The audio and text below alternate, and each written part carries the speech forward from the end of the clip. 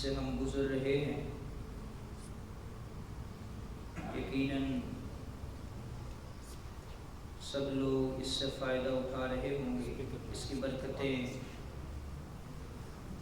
اس کی ساری شفقتیں اپنی زندگی کا حصہ بنا رہے ہوں گے۔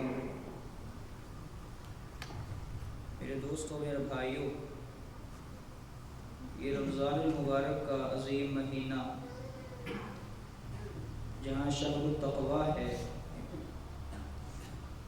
کہ میرے اور آپ کے دل کے اندر اللہ رب العزت کا خوف،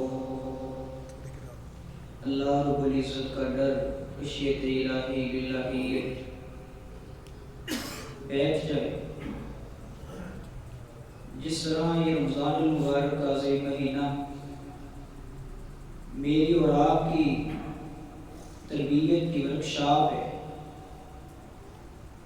اس مہینے کے اندر مجھے اور آپ کو کچھ سبق سکھائے جاتے ہیں کہ ہم نے اگلے 11 مہینے کس طرح گزارنے ہیں۔ اسی طرح ان اسباق میں سے ایک سبق جو رمضان المبارک کا اور رمضان المبارک کے روزوں کا ہے وہ صبر ہے۔ یہ رمضان المبارک کا مہینہ شہر الصبر ہے۔ جب ہم اس کی گہرائی پر تھوڑا سا غور کرتے ہیں کہ آخر وجہ کیا ہے، رمضان المبارک کے روزے صبر کیوں سکھاتے ہیں، نتیجہ اور جواب ایک ہی نکلتا ہے کہ صبر میری اور آپ کی زندگی اور صبر کا ایک گہرا تعلق ہے۔ میری اور آپ کی زندگی میں ہر وقت، ہر گھڑی، ہر لمحہ، ہر لحظہ ہم کسی نہ کسی تکلیف کا، کسی نہ کسی پریشانی کا سامنا کر رہے ہوتے ہیں۔ اگر زندگی صبر سے خالی ہے تو یاد رکھیں اللہ کی معرفت سے خالی ہے، اللہ کی پہچان سے خالی ہے۔ اور سیدنا علی المرتضیٰ رضی اللہ تعالی عنہ کیا ہی جملے ارشاد فرمایا کرتے تھے، کہتے لوگوں، صبر کا میری اور آپ کی زندگی میں وہی مقام ہے جو مقام میرے اور آپ کے جسم کے اندر ایک سر کا ہے۔ اگر سر انسان کے جسم سے الگ کر دیا جائے، جسم کے اندر سے جان نکل جاتی ہے، نہ دل کا فائدہ ہے نہ ہاتھوں کا فائدہ ہے، کوئی چیز انسان کے ساتھ نہیں رہتی۔ اسی طرح اگر انسان اپنی زندگی میں سے دین کو نکال دے، صبر کو نکال دے، تو دین خود بخود نکل جاتا ہے۔ یاد رکھیں، میرے اور آپ کے اندر انسانیت جہاں تقویٰ پیدا کرتا ہے، جہاں میرے اور آپ کے اندر انسانیت خیر خواہی اور ہمدردی پیدا کرتی ہے، بالکل اسی طرح یہ صبر ہے جو میرے اور آپ کے اندر جینے کے اسلوب، طریقے، سلیقے سکھاتا ہے۔ اس کے بغیر میری اور آپ کی زندگی ادھوری ہے۔ اگر میں اور آپ اپنی زندگی میں سے صبر کو نکالتے ہیں تو میں سمجھتا ہوں اپنے ذمے ہم ہر ایک قسم کی پریشانی لے رہے ہوتے ہیں۔ اگر ہم صرف ایک چیز چھوڑ دیں اور وہ ہے بے صبری، تو میری اور آپ کی زندگی کے 90% سارے کے سارے مسائل خود ہی حل ہو جائیں گے۔ ذرا کبھی فرصت ملے، ایک چکر انسان جیلوں کا بھی لگائے، ہر ایک قسم کا ہر ایک فرد ملتا ہے. جب اس سے پوچھتے ہیں کہ حضرت کیسے آئے ہو یہاں، تو اکثریت کا جواب ایک ہی ہوتا ہے کہ بھائی صاحب، قاری صاحب، حفظ صاحب، 2-3 منٹ کی بے صبری، جس بے صبری نے آج میری زندگی برباد کر کے رکھ دی. مسئلہ کیا تھا؟ اس نے مجھے گالی دی ہے، اس نے مجھے تھپڑ مارا ہے، اس نے فلاں کیا ہے، مجھ سے برداشت نہ ہوا، جذبات میں آیا، غصے پہ کنٹرول نہ کر سکا، بے صبری کا مظاہرہ کیا. نتیجہ کیا نکلا؟ اس کے ساتھ ایسا رویہ اختیار کیا، یا اس کو جان سے مار دیا، یا کوئی ایسا مسئلہ بن گیا کہ آج میری زندگی تباہ ہو چکی ہے. اکثریت کے یہی مسائل ہیں. میری اور آپ کی زندگی اگر صبر سے خالی ہے تو دین سے خالی ہے. یہی وجہ ہے کہ اللہ رب العزت نے اپنے پیارے پیغمبر جناب محمد الرسول اللہ صلی اللہ علیہ وآلہ وسلم کو موڑ موڑ پر، قدم قدم پر صبر سکھایا ہے. اور صرف نبی علیہ السلام کو نہیں،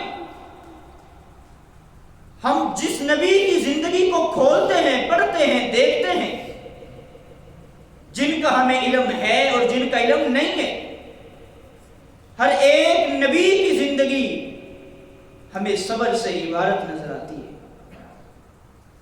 ہر ایک نبی کو اللہ نے ایک پروسیس سے گزارا ہے، تکلیف دی ہے. کیسی تکلیف؟ کہ اس نبی کے اندر، اس شخصیت کے اندر برداشت کا، تحمل مزاجی کا مادہ پیدا ہو جائے. اس شخصیت نے، اس نبی نے دعوت کا کام کرنا ہے، لوگوں کو دعوت دینی ہے، ان کے عقائد کو غلط کہنا ہے. ظاہر ہے وہ ان کی اتباع تھوڑی کریں گے، ان کے خلاف جائیں گے، ان کے خلاف پروپیگنڈے، ان کے خلاف سازشیں. سب سے پہلے دعوت کا کام کرنے سے پہلے ان کے اندر برداشت، بردباری اور تحمل مزاجی کا مادہ پیدا ہو جائے. یہی وجہ ہے نبی علیہ السلام فرمایا کرتے تھے، لوگوں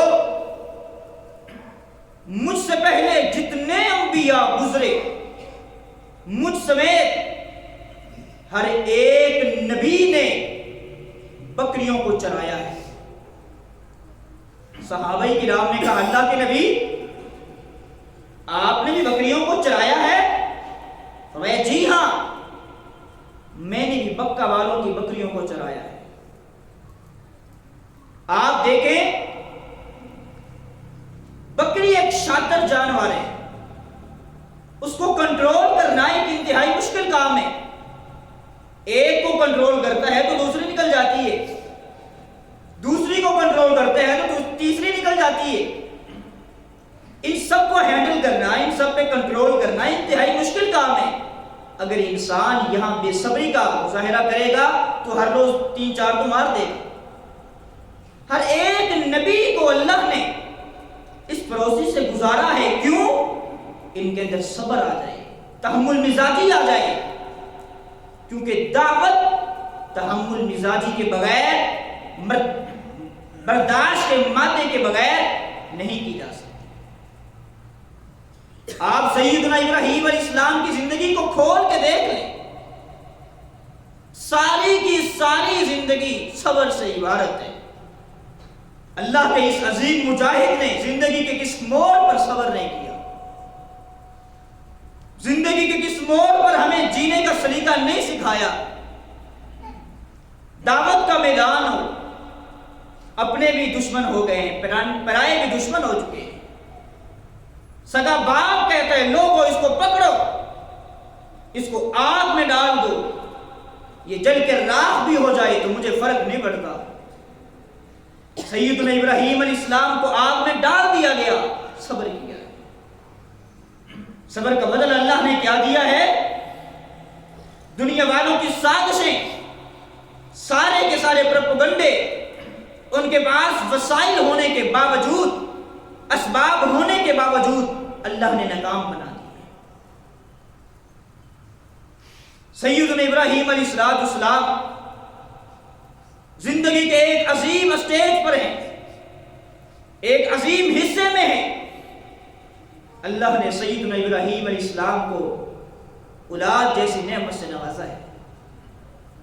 اللہ نے حکم دے دیا، ابراہیم پہلے اولاد نہیں تھی لیکن اب اولاد مل چکی ہے۔ حکم دے دیا، ابراہیم اپنے اولاد کو، اپنے بچے کو اور اپنی بیوی کو لے کر بیابان علاقے میں چھوڑا۔ اللہ کا حکم ہے، اس کے بعد کوئی چارہ نہیں، کوئی شکوہ نہیں، کوئی شکایت نہیں، کوئی ہلا نہیں، کوئی بہانہ نہیں، کوئی تعویل نہیں کی۔ اے اللہ، جس علاقے میں چھوڑنا ہے اس علاقے میں انسانیت کا وجود تک نہیں ہے۔ کھائیں گے کیسے، پیئیں گے کیسے؟ ایک ماں کا بچہ ہے، وہ ماں جس نے آج تک تکلیف دیکھی نہیں ہے، بادشاہ کی بیوی ہے، بیٹی ہے۔ اے اللہ، وہ اس حالات میں کیسے گزارا کرے گی؟ کچھ نہیں کہا۔ اپنے بچے کو، اپنی بیوی کو سواری پر بٹھاتے ہیں اور مکہ کا رخ کر لیتے ہیں۔ کھانے پینے کا سامان کیا ہے؟ صرف ایک پانی کا مشکیزہ ہے۔ وہ پانی کا مشکیزہ کتنی دیر چلتا؟ سیدہ ہاجرہ علیہ السلام وہ پانی پیا کرتی تھی اور سیدنا اسماعیل علیہ السلام کو دودھ پلایا کرتی تھی۔ یہی ایک خوراک ہے، یہی جینے کا ایک ذریعہ ہے۔ ابراہیم علیہ السلام ان کو پیچھے بٹھا کر کے لے جا رہے ہیں۔ یہ بھی تو باپ تھا، اس کے سینے میں بھی تو دل تھا کہ آج اس باپ پہ بیت رہی ہوگی کہ میرا چھوٹا سا معصوم بچہ ہے، اس کو میں چھوڑنے جا رہا ہوں، اپنے ہاتھوں سے چھوڑنے جا رہا ہوں۔ ابراہیم علیہ السلام نے اس جگہ پہ اتارا، اور مجھے آج تک کسی روایت میں نہیں ملا کہ ابراہیم علیہ السلام نے اپنی بیوی کی طرف ایک لمحے کے لیے بھی پیچھے مڑ کے دیکھا۔ بچے کو اتارا، بیوی کو اتارا اور واپسی کا راستہ اختیار کر لیا۔ بیوی پیچھے بھاگ رہی ہے۔ ابراہیم کیا ہو گئے؟ جرم تو بتاؤ، غلطی بتاؤ، گناہ بتاؤ، چھوڑے جا رہے ہو؟ یہاں تو انسان کیا پرندوں کو بھی ڈھونڈنا مشکل ہے، ہم کیسے گزارا کریں گے؟ ابراہیم علیہ السلام نے کوئی جواب نہیں دیا۔ ابراہیم بتاؤ تو صحیح۔ پھر وہ بیوی بڑی نباز تھی، وہ سمجھ چکی تھی کہ ابراہیم وہی کام کرتے ہیں جو رب حکم دیتا ہے۔ اللہ کے حکم کے بغیر ابراہیم اپنی مرضی سے کچھ بھی نہیں کرتا۔ بیوی نے کہا، اے ابراہیم اتنا بتا دو، کیا یہ رب کا حکم ہے؟ ابراہیم علیہ السلام سمجھا، جی ہاں، یہ میرے رب کا حکم ہے۔ جواب میں یہ نہیں کہا میں تو برباد ہو گئی، بادشاہ کی بیٹی تھی، بڑی اچھی زندگی گزر رہی تھی، مجھے زندگی نے کہاں کہاں لا کر کے کھڑا کر دیا ہے۔ کوئی شکوہ نہیں کیا، زبان سے ایک ہی جملہ نکلتا ہے، رضیت باللہ ربا، میں اپنے رب پر راضی ہوں۔ سارے شکوے، ساری شکایتیں، سارے کے سارے معاملات میرے اور میرے رب کے ہیں۔ اب قربان جاؤں، ایک ماں ہے اور ایک بچہ ہے، تیسرا ایک رب تو ہے مگر چوتھا کوئی نہیں ہے۔ ابراہیم علیہ السلام بھی نہیں ہے، پانی بھی ختم ہے، ماں بچے کو تڑپتا ہوا دیکھتی ہے تو برداشت کیسے کرتی؟ دوڑ لگاتی ہے، دیکھتی ہوں پہاڑ پر جا کر کوئی قافلہ آ رہا ہو، جا رہا ہو، مگر کوئی ایک بھی قافلہ نظر نہیں آتا، پرندے تک نظر نہیں آتے۔ واپس آ کے کہتی ہے کہ چلو دیکھتی ہوں بچے کی کیفیت کیا ہے۔ اس ماں کے صبر کو بھی سلام ہے. بچے کو آ کے دیکھتی ہے، بچہ تڑپ رہا ہے. صحیح بخاری کی روایت ہے، بچہ تڑپ رہا ہے. پھر دوڑتی ہے کہ دیکھتی ہوں کہ قافلہ گزرتا ہے. دوڑتی ہے صفا مروہ کے پہاڑ پر، دیکھتی ہے کہ کوئی بھی نظر نہیں آتا. دل کے اندر خواہش یہی ہے دوبارہ دیکھوں بچے کو. بچے کی کیفیت کیا ہے؟ بچے کی تڑپ کے اندر اضافہ ہے، کمی نہیں ہے. کمی تو تب ہو جب بچے کے لیے کچھ کھانے پینے کا سامان مہیا ہو.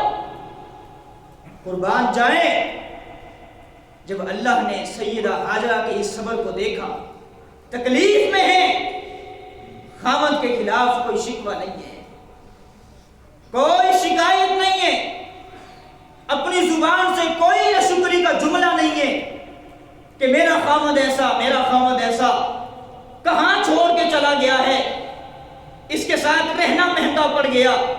جو آج ہم باتیں سنتے ہیں، کوئی ایسا جملہ نہیں ہے. اللہ نے جب سیدہ ہاجرہ کے صبر کو دیکھا، سیدنا جبریل علیہ السلام کو بھیجا. جبریل جاؤ. جبریل نے ایک آواز لگائی. سیدہ ہاجرہ نے جب وہ آواز سنی تو کہتی ہے میری اگر کوئی آواز سن رہا ہے تو مجھے پانی پینے کے لیے دے دے. سیدنا جبریل علیہ السلام نے اپنی ایڑی کو زمین پر مارا، رگڑا اور سیدہ ہاجرہ کو دکھایا. سیدہ ہاجرہ نے جب اپنی ایڑی زمین پر ماری، اللہ نے چشمہ ایک زمین سے پھوٹ دیا. چشمہ آ گیا، پانی ہے تر و تازہ، خوبصورت، میٹھا، ٹھنڈا.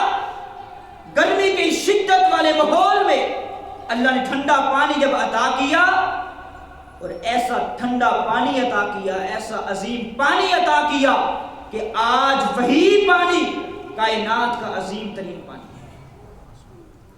جس پانی کے بارے کائنات کے امام نبی علیہ السلام کا فرمان ہے، لوگوں ماء زمزم لما شرب لہ. دنیا کا جو انسان جس ارادے کے ساتھ، جس نیت کے ساتھ، جس خواہش کے ساتھ، جس جذبے کے ساتھ اس پانی کو پیے گا، اللہ سے مانگے گا، جو مانگے گا اللہ ویسا کا ویسا عطا کر دے گا. یہ صبر کا پھل ہے. عموماً ہمارے بڑے لوگ کہتے ہیں کہ صبر کا پھل میٹھا ہوتا ہے. یہ صبر کا پھل ہے کہ اللہ نے قیامت تک سیدہ ہاجرہ کے صبر کو میرے اور آپ کے ذریعے صبر بیان اللہ دنیا کے سامنے کروا رہا ہے. یہ کوئی عظیم اور بڑا جلیل اعزاز ہے کہ قیامت تک کسی کا نام اچھے الفاظ میں اللہ دنیا کے سامنے بیان کرواتا ہے. اور ماں نے بھی بچے کی تربیت کیسی کی ہے. باپ چلا گیا ہے، بچہ بڑا ہو رہا ہے، بچے کو یہ نہیں کہا بچے تیرا باپ ہمیں چھوڑ گیا ہے، تیرا باپ تو ایسا، تیرا باپ تو ایسا. جیسے آج ہمارے معاشرے میں ہے. میں کہتا ہوں اے میرے معاشرے کی خواتین، اے میرے معاشرے کی مائیں بہنیں، اللہ کی قسم اگر اپنی اولاد کی سیدنا اسماعیل علیہ السلام جیسی تربیت کریں، ان ماؤں کا نام اللہ قیامت تک زندہ رکھے گا. سیدہ ہاجرہ نے تربیت کیسی کی ہے کہ باپ چھوڑ چکا ہے، کبھی کبھار چکر لگانے کے لیے آتا ہے، لیکن اب سیدنا اسماعیل علیہ السلام بڑے ہو چکے ہیں، بلوغت کو پہنچ چکے ہیں. اللہ نے حکم دیا ابراہیم جاؤ اپنے بچے کے پاس جاؤ. سیدنا ابراہیم علیہ السلام بچے کے پاس آ چکے ہیں اور بچے سے کیا کہتے ہیں، میرے بیٹا بات یہ ہے میرے رب نے مجھے خواب کے اندر تجھے ذبح کرنے کا حکم دیا ہے. آپ ذرا غور کریں، تصور میں لائیں وہ لمحہ کیسا ہوگا کہ کئی سال تو باپ دور رہا، اب جب آیا ہے تو آ کے یہ کہہ رہا ہے اسماعیل میرے رب نے مجھے حکم دیا ہے انی ارا فی المنام انی اذبحک فانظر ماذا ترى، اے میرے بیٹے میں نے خواب کے اندر تجھے ذبح کرتے ہوئے دیکھا ہے۔ بیٹا بھی کیسا ہے؟ کوئی جواب نہیں دیا۔ اے ابا جان مجھے چھوڑنے کی بات تو ٹھیک، اب مجھے ذبح کرنے کی بات کر رہے ہو؟ باپ کے سامنے کوئی بات نہیں کی۔ باپ بھی صبر والا، ماں بھی صبر والی، تربیت بھی صبر کی گئی ہے۔ بیٹا جواب دیتا ہے اے ابا جان یا ابت افعل ما تؤمر ستجدنی انشاءاللہ من الصابرین۔ اے میرے بابا جان، اے میرے ابا جان، اللہ نے جو آپ کو حکم دیا ہے آپ کر گزریے، آپ مجھے اللہ کے فضل سے اللہ نے چاہا تو صبر کرنے والا پائیں گے۔ ہر ایک نبی کو اللہ نے ایک پروسیس سے گزارا، ان کے اندر صبر آ جائے۔ صبر کے بغیر میری اور آپ کی زندگی ادھوری ہے۔ اللہ رب العزت نے نبی علیہ السلام کی تربیت کرتے ہوئے نبی علیہ السلام کو مخاطب کر کے کہا ہے اے میرے حبیب فاصبر لحکم ربک ولا تکن کصاحب الحوت اذ نادى وهو مکظوم۔ اے میرے پیغمبر آپ صبر کریں، مانتا ہوں زندگی میں تکالیف ہیں، مکہ والے آپ پر ہر طرح کا ظلم اٹھا رہے ہیں، لیکن آپ صبر کریں، لیکن یاد رکھیں مچھلی والے کی طرح نہ ہو جانا۔ یہ مچھلی والا کون ہے؟ یہ بھی اللہ کا عظیم پیغمبر ہے۔ یہ کون سا پیغمبر ہے؟ سیدنا یونس علیہ السلام۔ اللہ نے نبوت دے دی، اپنی قوم والوں کو توحید سمجھاتے ہیں، قوم والے کہاں مانتے ہیں، ان کو جھٹلانے لگ جاتے ہیں۔ تو ہمیں آئے گا سکھانے والا؟ اس کا معنی یہ ہے ہمارے آبا و اجداد، باپ دادا وہ غلط تھے اور تم ٹھیک ہو، جو پیغام تم دے رہے ہو ہم کیسے مان لیں؟ سیدنا یونس علیہ السلام قوم والوں کو دعوت دیتے رہے، قوم والے جھٹلاتے رہے، اور سیدنا یونس علیہ السلام آخرکار بے صبری کا مظاہرہ کرتے ہیں، اللہ کے حکم کے بغیر قوم کو چھوڑ کر کے آ جاتے ہیں اور کشتی میں بیٹھ جاتے ہیں۔ اللہ نے سمندر کی مچھلی کو حکم دیا اے سمندر کی مچھلی آج میرا نبی تیرے پیٹ میں آئے گا، تو نے اس کو اپنے پیٹ میں لانا ہے۔ آپ نے سارا واقعہ سنا ہے، وزن زیادہ ہو جاتا ہے، کشتی کھچکولے کھانے لگ جاتی ہے۔ ملاح کہتا ہے ہر روز تو ایسا معاملہ نہیں ہوتا، مجھے یوں لگتا ہے کہ یہاں کوئی ایسا شخص ہے جو اپنے مالک کی نافرمانی کر کے آیا ہے۔ اب سیدنا یونس علیہ السلام تو جانتے تھے، لیکن صورت ایسی ہے، شکل ایسی ہے کہ کسی کو یقین ہی نہیں، سردار لگتا ہے، لگتا ہی نہیں کہ یہ غلام ہے، لیکن رب کے تو غلام تھے۔ اگر کسی شخصیت کے غلام نہیں تھے، رب کے تو غلام ہم سب ہیں۔ سیدنا یونس علیہ السلام دل کے اندر جان گئے، مگر لوگوں نے کہا کہ نہیں، تو میں تو ہو سکتے ہیں، یہ نہیں ہو سکتا، لہذا قرآن دازی کی جائے گی۔ نام کس کا نکلا؟ سیدنا یونس علیہ السلام۔ کہا کہ نہیں، یہ نہیں، یہ لگتا ہی نہیں ہے، غلاموں والی کون سی عادت ہے اس میں، دوبارہ قرآن دازی ڈالو۔ دوبارہ قرآن دازی کی گئی، نام پھر کن کا نکلا؟ سیدنا یونس کا نکلا۔ انہوں نے کہا نہیں، دوبارہ پھر ڈالو۔ تیسری بار بھی نام کن کا نکلا؟ سیدنا یونس کا نکلا۔ ان کا لگتا ہے ایسا ہی ہے کہ یہ واقعی غلام ہے، اس کو پکڑو، سمندر میں پھینک۔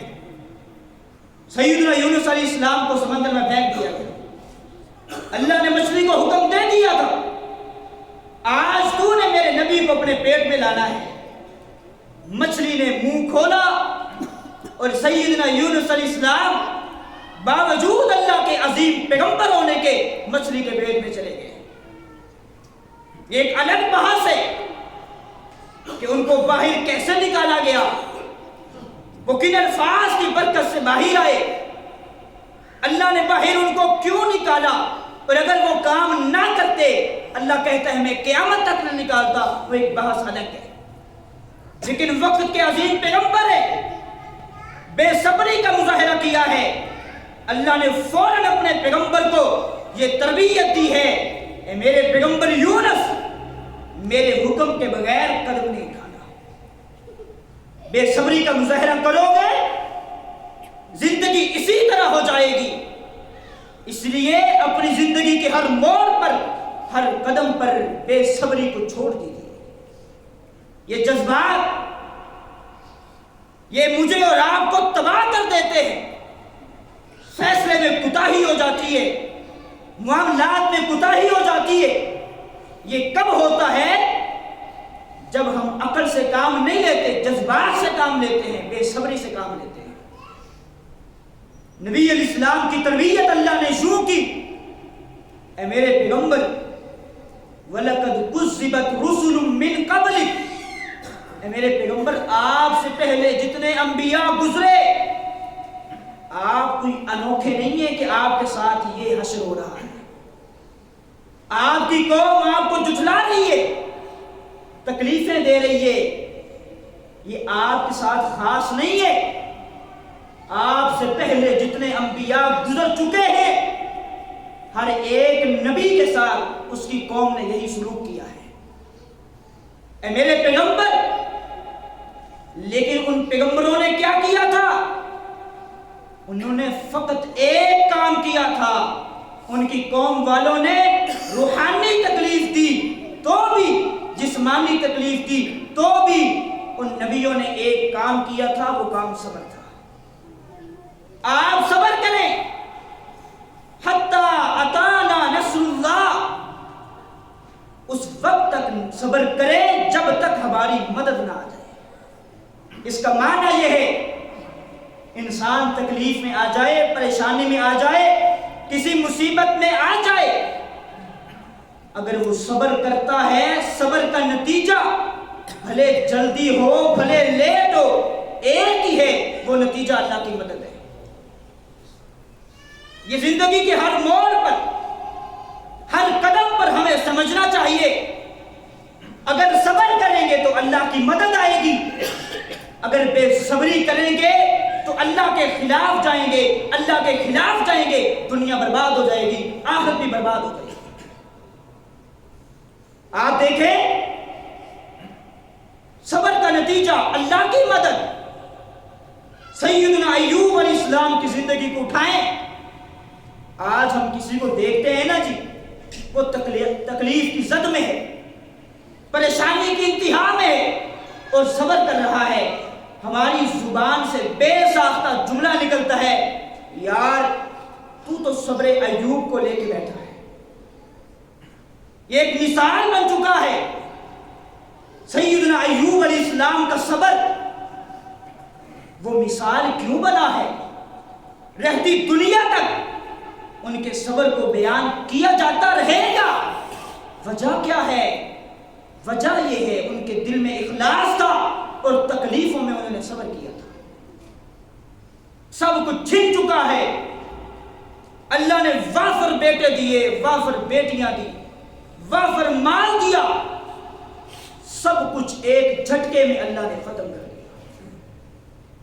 باقی ایک صحت ہے, وہ صحت بھی چلی گئی, بیماری آ گئی, خطرناک بیماری, لوگ قریب آنا پسند نہیں کرتے, حتیٰ کہ لوگ قریب والے کہنے لگے اے ایوب لگتا ہے تو نے کوئی جرم کر لیا ہے, تو ہمیں دعوت دیتا تھا, آج تیرا یہ حشر ہے, لگتا ہے تو نے اپنے رب کی نافرمانی کی ہے.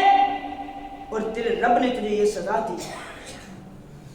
سیدنا ایوب علیہ السلام نے تکلیف کے اندر رب سے عافیت نہیں مانگی تھی، لیکن جب انہوں نے لوگوں کی، دوستوں کی، رشتہ داروں کی یہ بات سنی کہ ایوب لگتا ہے تجھ سے غلطی ہو گئی ہے، انہوں نے کہا اے اللہ اب میں تجھ سے عافیت مانگتا ہوں، مجھے صحت دے دے. اللہ نے پہلے اگر 5 بیٹے دیے تھے تو 10 بیٹے دیے. اگر 1% تھا تو بڑھا چڑھا کر واپس کیا. یہ نتیجہ تھا. اللہ کی مدد بعد میں آتی ہے، نتیجہ بعد میں آتا ہے، امتحان پہلے ہوتا ہے. یہ صبر اور رمضان المبارک کا مہینہ، یقین کریں یہ میری اور آپ کی تربیتی ورکشاپ ہے کہ ہم نے 11 مہینے اپنی زندگی کو کس طرح ہینڈل کرنا ہے، اپنی زندگی کو کس طرح گزارنا ہے. میری اور آپ کی زندگی کا کوئی ایک دن، کوئی ایک گھنٹہ، کوئی ایک منٹ تکلیف سے خالی نہیں ہے، پریشانی سے خالی نہیں ہے. اس پریشانی کے عالم میں میرا رب کے ساتھ تعلق کیسا ہونا چاہیے. یہ رمضان المبارک اور رمضان المبارک کے روزے مجھے اور آپ کو یہی سبق دیتے ہیں. اگر 20 روزے گزر جانے کے بعد بھی ہمارے دلوں کے اندر صبر، برداشت، تحمل مزاجی کا مادہ پیدا نہیں ہوا تو پھر روزے کا کیا فائدہ ہے.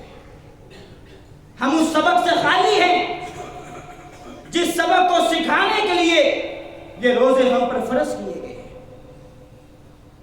وہ روحانیت نہیں ہے تو کیا فائدہ.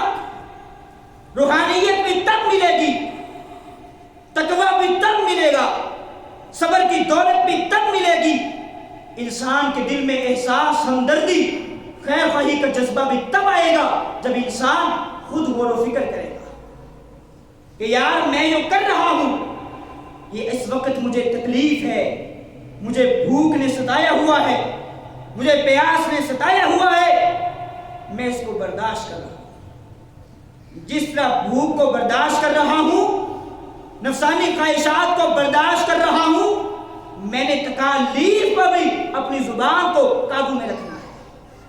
بے صبری کا مظاہرہ نہیں کرنا، اور ہمیشہ اپنے ذہن میں ایک بات رکھنی ہے کہ تکلیف آ جائے تو پھر ایک کام کرنا ہے، وہ صبر ہے. جب ہم صبر کریں گے تو اللہ کی مدد ہمارے پاس ضرور آئے گی. سیدنا یوسف علیہ السلام، آپ ان کی زندگی کو اٹھائیں. جیل میں ڈال دیا گیا ہے، آزمائش آ چکی ہے، مصیبت آ چکی ہے، لیکن تھوڑا سا دیر سے صحیح اللہ کی مدد آئی. اللہ نے تخت پر بٹھا دیا. یہ سارے کے سارے غلام بنا دیے جو آج سے پہلے سیدنا یوسف علیہ السلام کے خلاف سازشیں کر رہے تھے. صبر انسان جب بھی کرتا ہے اللہ کی مدد آتی ہے. اور میرے دوستوں، میرے بھائیوں، جب میری اور آپ کی زندگی میں تکلیف آئے اس کو کبھی بھی زحمت نہ سمجھیے. اللہ کی حکمتیں، اللہ کا علم ہم سے ماورا ہے. ہمارا دماغ اللہ کی حکمت کو سوچ نہیں سکتا. ہر تکلیف کے پیچھے اللہ نے ایک حکمت رکھی ہے جو ہم سے چھپی ہوئی ہے. جو حکمت اللہ ہم پہ واضح تب کرتا ہے جب اللہ اپنی مدد کرتا ہے. تب انسان کو سمجھ آتی ہے ہاں یار تکلیف آ گئی، اچھا ہے، ورنہ میرے ساتھ تو یہ معاملہ ہو جاتا. آپ دیکھیں وقت کا ایک حاکم ہے جس کا نام یزید بن معاویہ ہے، جو اس کی فوج تھی. اس کی فوج کا کمانڈر ان چیف عثمان بن حیثم تھا. ایک دن چھت پہ چڑھتا ہے، کوئی ایسا مسئلہ بنا کہ چھت گر گئی یا وہ چھت سے گر گیا، البتہ اس کی دونوں ٹانگیں ٹوٹ گئی. ظاہر بات ہے بڑے عہدے پر تھا، بڑے بڑے لوگوں سے رابطے، لوگ تیمارداری کے لیے آ رہے ہیں، سب لوگ آتے رہے جاتے رہے، آتے رہے جاتے رہے۔ وقت کا ایک محدث ہے امام ابو قلابہ رحمہ اللہ تعالی، وہ اس کے پاس آتے ہیں اور آ کر کے کہتے ہیں عثمان، جو تکلیف آ چکی ہے اس پہ صبر کر، ہو سکتا ہے وہ حکمت جو رب جانتا ہے وہ تو نہ جانتا ہو، اس تکلیف کے پیچھے اللہ نے تیرے لیے کوئی بہتری کا راستہ رکھا۔ یہ ایک عہدے پر تھا، اس نے کہا تو کیسی باتیں کرتا ہے، میری دونوں ٹانگیں ضائع ہو گئی ہیں، میں چلنے پھرنے سے رہا، اور تو مجھے کہتا ہے کہ اس کے اندر کوئی بہتری ہوگی، اس کے اندر کوئی خیر کا پہلو ہوگا، تو کیسی باتیں کر رہے؟ امام ابو قلابہ کہتے ہیں ضروری نہیں ہے کہ ہر چیز انسان کو سمجھ آئے، ہر خیر انسان کو سمجھ آئے، حکمت تو اسی چیز کا نام ہے جو انسان سے پوشیدہ ہو۔ صبر کر، تیرے لیے اللہ نے ضرور بہتری کا کوئی راز رکھا ہوگا۔ امام ابو قلابہ کی بات اس نے ذہن میں بٹھا لی، ظاہر ہے وقت کے محدث تھے، ذہن میں بٹھا لی۔ 3 دن کے بعد یزید بن معاویہ کو اس کو خط ملتا ہے، اے عثمان، سیدنا حسین رضی اللہ تعالیٰ آ رہے اپنے قافلے کے ساتھ، ان سے جا کر کے بات چیت کر۔ قاصد نے یہ خط ان کو پڑھ کے سنایا، وہ کہنے لگے تجھے لگتا ہے کہ میں جانے کے قابل ہوں؟ اس نے کہا نہیں۔ اس نے کہا پھر آپ ان کو جا کے بتا دیں کہ میں نہیں آ سکتا، آپ کسی اور کی ڈیوٹی لگا دیں۔ قاصد چلا گیا، آگے جو ہوا سو ہوا آپ سب جانتے ہیں۔ تھوڑے دنوں کے بعد جب عثمان بن حیثم کو یہ اطلاع ملی کہ کائنات کے سب سے لعین اور ملعون لوگوں نے کائنات کے امام محمد الرسول اللہ صلی اللہ علیہ وسلم کے نواسے کو شہید کر دیا ہے، ایک دم بے ساختہ ان کی زبان سے جملے نکلتے ہیں، رحم اللہ ابا قلابہ، اے ابو قلابہ، اللہ تعالیٰ تجھ پہ اپنی رحمتیں کرے، جو حکمت تو سمجھ گیا وہ عثمان بن حیثم کے دماغ کے اندر نہ آ سکے۔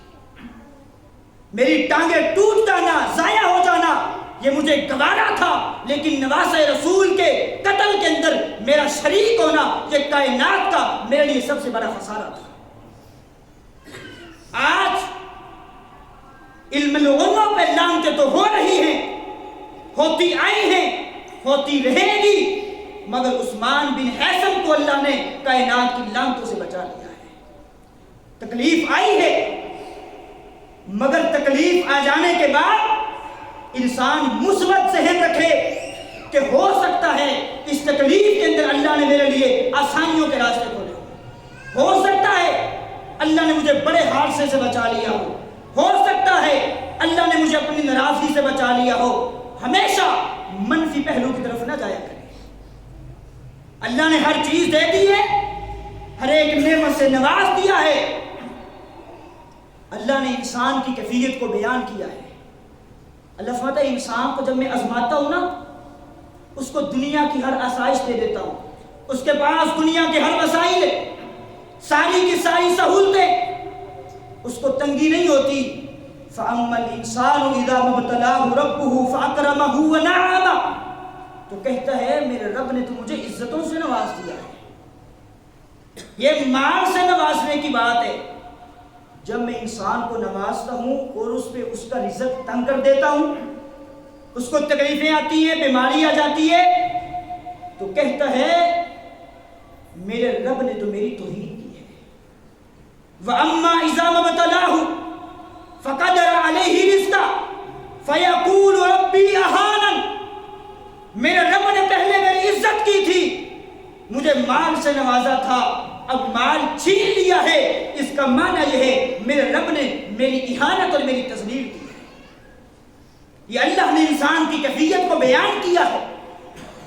اس لیے تکلیف کے اندر ایسے جملے سے اجتناب کرنا ہے، اپنی زبان کو قابو میں رکھنا ہے، جو جملہ انسان کی دنیا بھی برباد کر دے، آخرت بھی برباد کر دے۔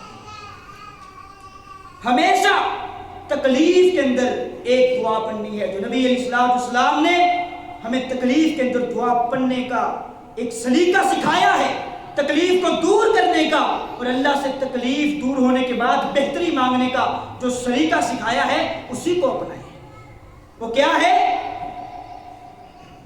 سیدنا ابو سلمہ رضی اللہ تعالیٰ فوت ہو جاتے ہیں، اور ان کی بیوی ام سلمہ، ان دونوں کی آپس میں بڑی محبت تھی، ایک بڑا پیار تھا خامد بیوی کے اندر۔ جب وہ فوت ہو جاتے ہیں تو یہ بڑی پریشان ہوتی ہے، ہر وقت روتی رہتی ہے، ہر وقت روتی رہتی ہے۔ نبی علیہ السلام ایک دن آتے ہیں اور دیکھتے ہیں کہ ام سلمہ بڑی پریشان ہے۔ نبی علیہ السلام نے فرمایا میں تجھے ایک دعا سکھلاتا ہوں، اس دعا کو اپنا معمول بنا لو، ہر وقت اس دعا کو پڑھو، اللہ ابو سلمہ سے بہتر آپ کو عطا کر دے گا۔ نبی علیہ السلام کی بات کو کون یقین نہ کرے؟ کہتی ہیں کہ میں نے اس دعا کو پڑھنا شروع کر دیا، لیکن دماغ کے اندر یہ سوال آتا تھا کہ ابو سلمہ سے بہتر کون ہو سکتا ہے؟ انہوں نے ابو بکر صدیق بھی تو دیکھے تھے، عمر بن خطاب بھی تو دیکھے تھے، لیکن ابو سلمہ سے ایک محبت تھی، ابو سلمہ سے بہتر کون ہو سکتا ہے؟ تھوڑے دنوں کے بعد جب ان کی عدت مکمل ہو گئی تو نبی علیہ السلام نے ان کو نکاح نامہ بھیج دیا، نکاح کی دعوت دی، اور انہوں نے نبی علیہ السلام کی نکاح کی دعوت کو قبول کر لیا۔ وہ دعا کیا ہے؟ اللہم اجرنی فی مصیبتی واخلف لی خیرا منہا۔ اے اللہ، یہ تکلیف آ چکی ہے، یہ مصیبت آ چکی ہے، اس مصیبت پر مجھے اجر عطا فرما اور اس سے بہتر مجھے عطا فرما دے۔ یہ جو چیز مجھ سے چھن چکی ہے، اگر صحت چھینی ہے، اے اللہ مجھے بہترین صحت عطا فرما، اگر میرے پاس سے اولاد چھن چکی ہے مجھے بہترین اولاد عطا فرما، اگر میرے پاس سے دنیا کی دولتیں چھن چکی ہیں اے اللہ بہترین دولت عطا فرما۔ اس دعا کو اپنا معمول بنا لو، تکلیف میں، پریشانی میں، مصیبت میں جب آپ اس دعا کو اپنا معمول بنائیں گے، رحمتیں، خیر، برکات میرے اور آپ پر اللہ کی طرف سے نازل ہوں گی۔ یہ تبھی ہے جب ہم بے صبری کو چھوڑ کر، ناشکری کو چھوڑ کر صبر کے دامن کے ساتھ جڑ جائیں گے۔ اللہ سے دعا ہے اللہ تعالیٰ مجھے اور آپ کو صحیح معنوں میں دین کا فہم عطا فرمائے۔ اقول قولی ھذا واخر دعوانا الحمد للہ رب العالمین۔